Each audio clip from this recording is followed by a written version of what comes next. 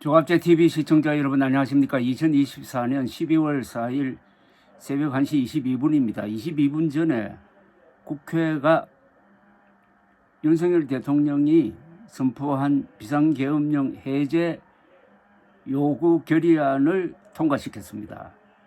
190명 재석 190명, 재석 190명, 찬성 190명으로 가결했습니다. 재적 의원 과반수입니다.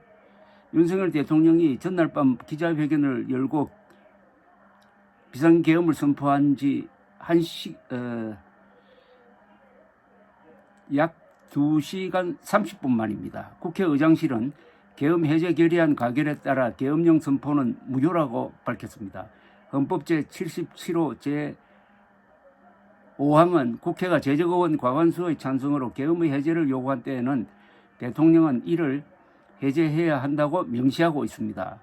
국회 본회의에서 비상계엄 해제 요구 결의안이 가결되자 국회 본청에 본관에 진입했던 계엄군 수십 명은 철수했습니다.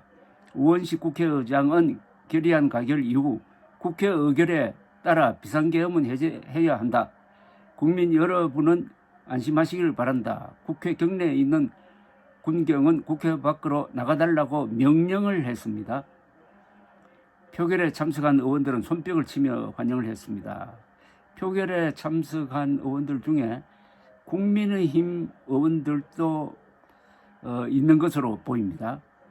한동훈 국민의힘 대표가 계엄령 선포가 나자마자 이것은 불법이라면서 국민들과 함께 맞겠다 하면서 국회로 왔습니다. 자, 이렇게 되면은 사실상 무효가 됐습니다.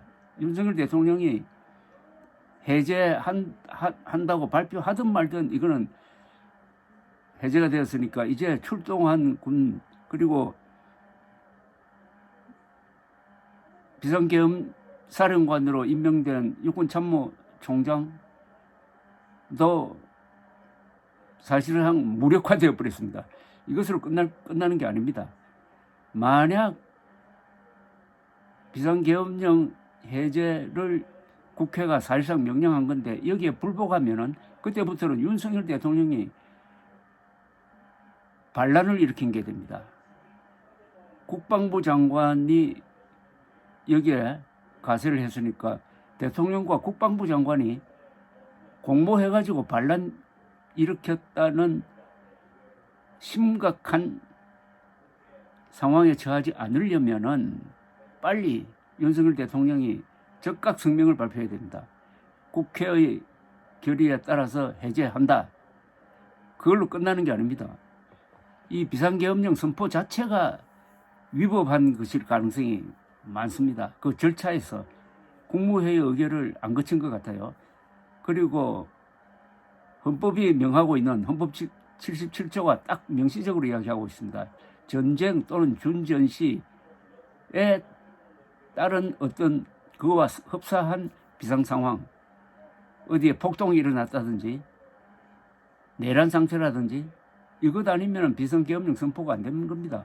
그런데 어떻게 비상계엄령을 선포할 수 있었느냐, 누가 건의를 했느냐가 앞으로 문제가 될 것이고, 이 행위로 해서 윤석열 대통령 탄핵 소추안이 발의될 가능성이 매우 많습니다. 매우 높아요. 이렇게 함으로써 윤석열 대통령이 스스로 자폭한 거 아니냐, 자멸의 길을 밟은 것 아니냐 하는 생각이 듭니다. 하야를 하든지 탄핵당하든지 그걸로 끝나는 게 아니고 이게 더 꼬이게 되면은 군사반란, 12.12 사건과 같은 군사반란 사건으로 규정될 가능성도 있습니다. 그러니까 무슨 유혈사태가 없어야 됩니다. 앞으로 유혈사태가 없어야 되고, 그것은 윤석열 국방부 장관 두 사람의 문제가 아니라 두 사람의 문제이지만은 그 밑에 있는 지휘관들이 지금 자신들이 임무를 수행하는 게 이게 헌법에 맞는 거냐 하는 것을 잘 살펴야 됩니다. 잘못 줄을 서면은, 그러니까 반헌법 세력에 줄을 서면은 어떻게 되는지는 이미 앞에 몇 차례의 우리 재판을 통해서 증명된 바가 있습니다. 더구나 이번 포고령에 이미 사표 내고 나간 전공의들을 언제까지 복귀하지 않으면 처단하겠다는 그런 것도 있었습니다. 이건 명백한 헌법 위반입니다. 개인의 자유, 직업 선택의 자유를 위반한 겁니다. 국민의힘이 앞으로 어렵게 됐습니다. 국민의힘 의원 중에서 이번 이 투표에 참석하지 않는 사람은 반헌법 세력으로 몰릴 가능성이 많습니다. 국민의힘은 사실상 윤석열 대통령을 거부한 거죠. 바로 당대표가 윤석열 대통령의 계엄령 선포에 군경이 협조하면 안 된다. 그것은 부역행위가 된다라고 이야기를 했습니다. 한동훈 다른 사람도 아니고 법률에 밝은 한동훈 대표가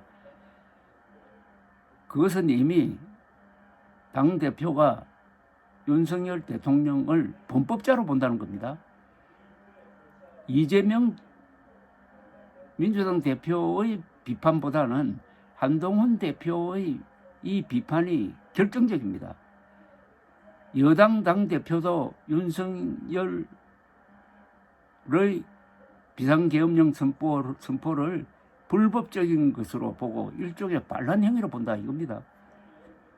어쨌든 2시간 만에 사실상 끝나버린 겁니다. 문제는 이게 수습이 잘 돼야 됩니다.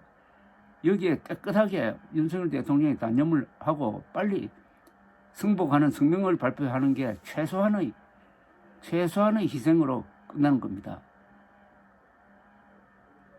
윤석열 대통령이 결국은 제가 여러 번 이야기를 했습니다. 김건희 여사 문제보다 더 심각한 것은 의료 대란이다.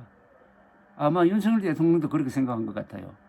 그러니까 계엄 포고령에 난데없이 떠나간 전공의들이 과거 직장으로 돌아가지 않으면 가만두지 않겠다고 이걸 끼워 넣은 것 아닙니까? 결국 의료 대란 일으켰다가 윤석열 대통령이 이 지경에 서게 된 겁니다.